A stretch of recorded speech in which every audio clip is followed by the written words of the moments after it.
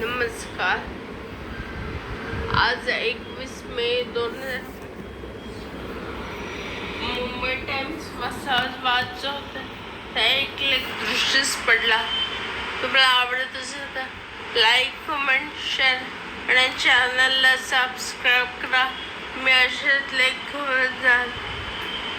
आजच्या लेखाचं नाव आहे e bike taxi विरोधात एल्गार. ई बाईक टॅक्सी मंजूर करण्यापूर्वी राज्य सरकारने युनियनशी चर्चा करणे आवश्यक होते. मात्र सरकारने एकतर्फी निर्णय घेत या ई बाईक टॅक्सीला मान्यता दिली. याचा निषेध करून आज बुधवारी अंधेरी आरटीओवर मोर्चा काढणे येणार. शशांकराव, अध्यक्ष, Mumbai auto rickshaw taxi men's union.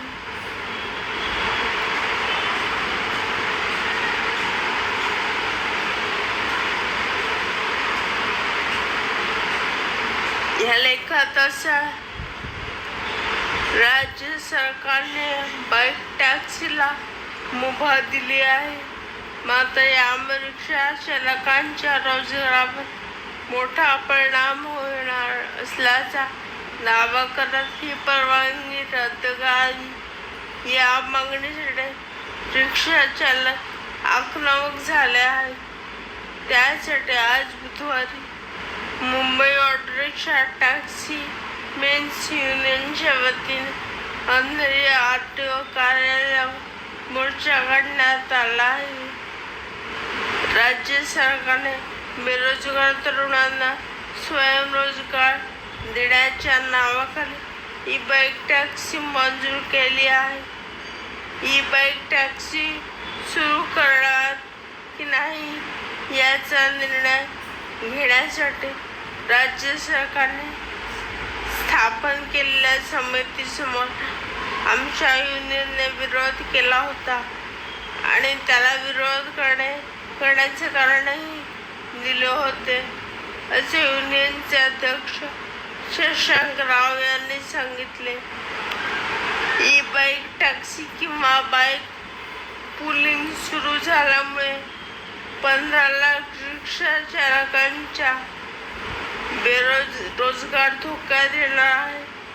Mumbai, Konkan, पश्चिम महाराष्ट्र, विदर्भ, मराठवाडा आणि खानदेश शहर आणि महाराष्ट्रातील ग्रामीण भागातील सर्व ऑटो रिक्षा संघटनांच्या प्रमुख अधिकाऱ्यांच्या बैठकीत ई बाईक टॅक्सीला दिलेली मान्यता रद्द करण्याबाबत आंदोलन करण्याचा निर्णय 27 एप्रिल रोजीच्या बैठकीत घेण्यात आला होता. ई बाईक और टॅक्सी पुलिंगला दिलेली मान्यता रद्द करण्याच्या मागणीसाठी हा मोर्चा काढला जाणार. लाखो रिक्षा चालक यात सहभागी होतील असे सांगण्यात आले. धन्यवाद.